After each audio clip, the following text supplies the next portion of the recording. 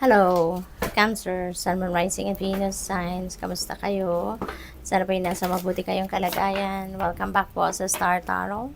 Kung bago kayo rito, welcome din kayo. Thank you for your support. I truly appreciate it. God bless you all.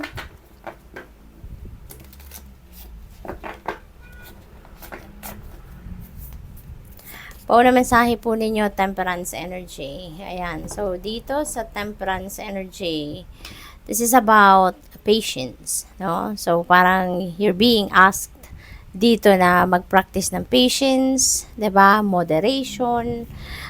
Siguro related ito sa temper, no? Siguro ang iba sa inyo rito may tendency na mabilis magalit, no? Siguro may sitwasyon dito sa paligid ninyo na maybe nagti-trigger talaga ng inyong coolness, no? So pwedeng ganon. Kaya ito, invitation nito sa inyo na cool ka lang, chill ka lang, 'di ba? Kontrolin ninyo yung inyong temper as much as possible.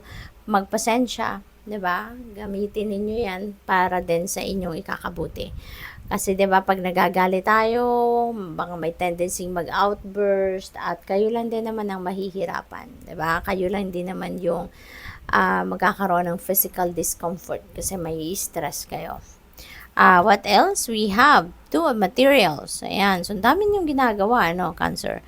Ang dami ninyong ginagawa. Ang dami ninyong iniisip. Siguro parang may ginagawa na kayo, pero at the same time, parang nandun at the back of your head, iniisip nyo pa rin, no, yung mga susunod pa ninyong gagawin, or baka merong kasabay na inaasikaso, kung ano man ang inaasikaso ninyo right now. So, parang you have too much on your plate, no, kaya parang aligaga kayo, no, kaya kailangan ninyo din dito talaga ng pasensya, kasi siguro dahil nagkakraming kayo, or baka merong deadline na hinahabol ang iba sa inyo, kaya mabilis kayong mainis, no? Kasi syempre, ang dami mong iniisip.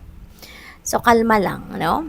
Muse of materials, napakaganda, no? This is financial abundance, prosperity, financial stability, security. Ito yung mga siguro kailangang pag-focusan ng iba sa inyo, or maybe ito ang wino-work on ninyo sa ngayon, no?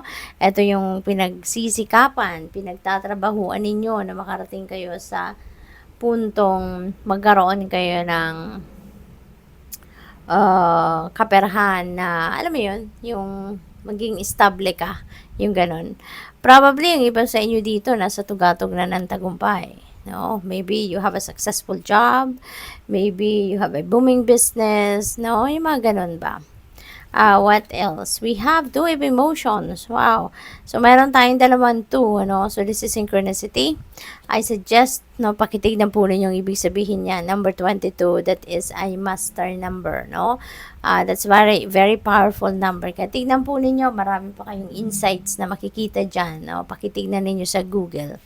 At two of emotions, pwedeng relationship ito, no? Pwedeng love and romantic relationship ang pwedeng pasukin ng iba sa inyo rito, or baka meron kayong bagong friendship na mabubuo between you and another person, or pwede rin na business partnership ito, no? Na pwedeng dumating. Collaboration, mga ganon. So, may teamwork, no? Na mangyayari dito for some of you. Pwede rin na kung pagdating sa relationship, baka meron kayong hindi pagkakaintindihan with your person. Ngayon, no, maganda magiging ganap kasi pwedeng magkabati na kayo rito. Pwedeng magkausap, magkabati at magkaayos, no? Tignan natin kung ano pa ang sitwasyon.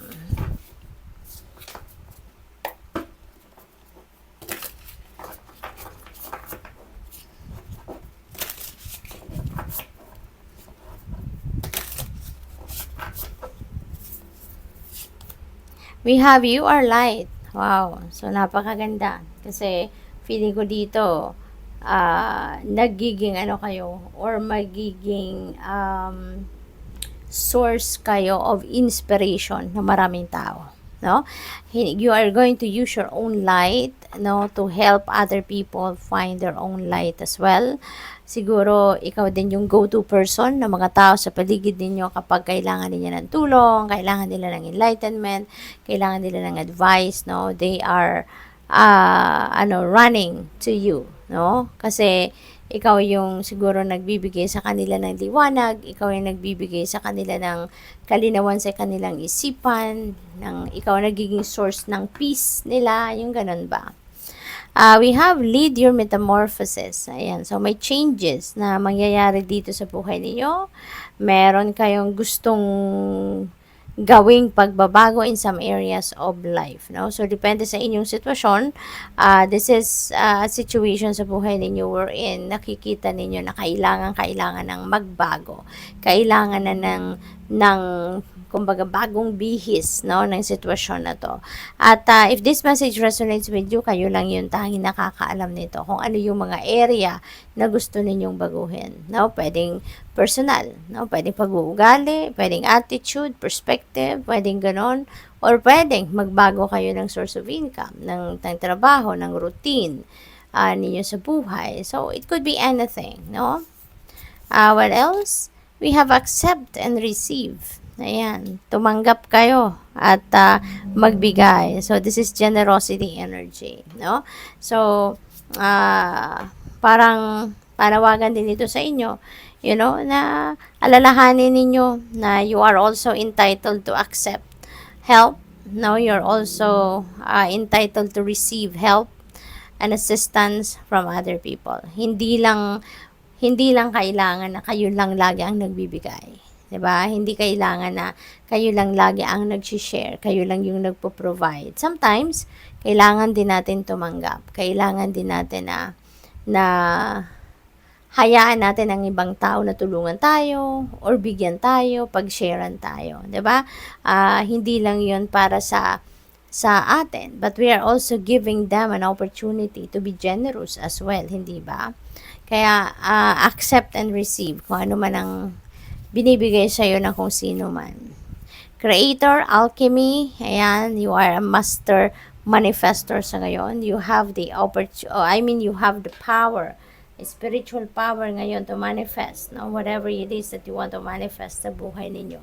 May kapangyarihan ka sa ngayon na gawin or dalhin sa inyong realidad kung ano man, no, ang gusto ninyong ma-experience sa buhay, ano man ang gusto ninyong makuha, yung ganon, ano? Kaya good luck sa'yo.